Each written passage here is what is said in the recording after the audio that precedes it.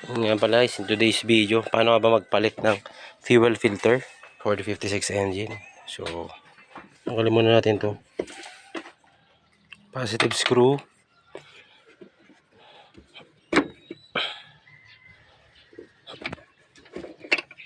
Yan. Tanggal na. 12 mm.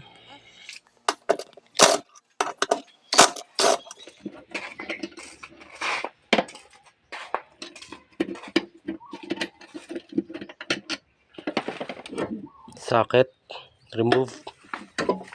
Tanggalin yung fuel filter na nito kahit mag-isa mo lang. I-bobolt mo lang siya ng pabaligtad. Ganyan. Dito sa mounting niya. I-bobolt mo lang siya.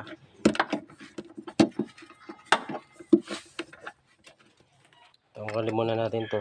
Susunod natin to. Ang removal nito is counterclockwise.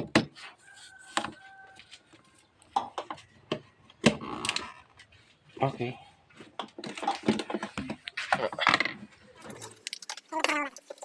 Kailangan matuto tayong magtrabaho mag-isa. Okay. Wala.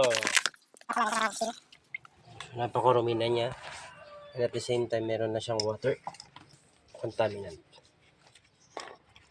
Iyon, no? Palitan na natin ito, no? Papalitan na natin ng bago kasi luma na. Yan guys. So, ganun lang ayan.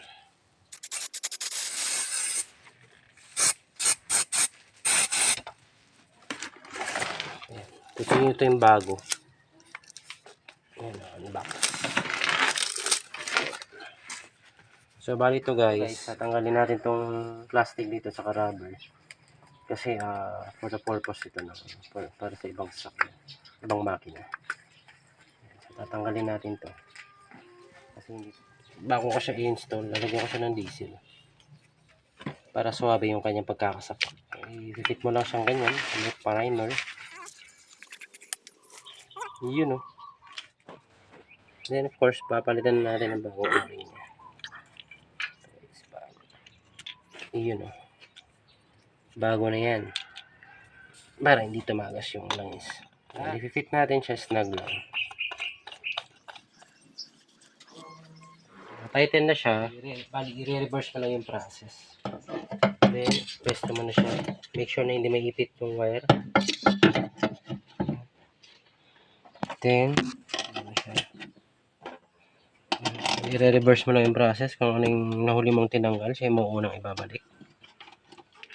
Gagamitan ko na lang siya ng ratchet. Yung higpit. Okay. Then, ang una nating ibabalik is yung supply. Yan, Phillips screw. Kanyang clamp. Screw type kasi ito eh. Yes. Higpitan mo na siya. Kung gagawin, i-bleed natin siya guys. Natin itong priming pump. Then, bubuksan natin itong bleeder valve. Yan, pag matigas na guys. Mawala yung hangin niya. Yun, no? As you can see, pag solid na yung lumalabas, wala nang hangin, that means goods na siya. Importante kasing i-bleed to guys para hindi maging palyado yung kurudo sa makina. Then, done. Then, tight. Goods. Testing na tayo ngayon. Yan, so wala na yung indicator light doon. Ay steady kanina yan, pero ngayon wala na.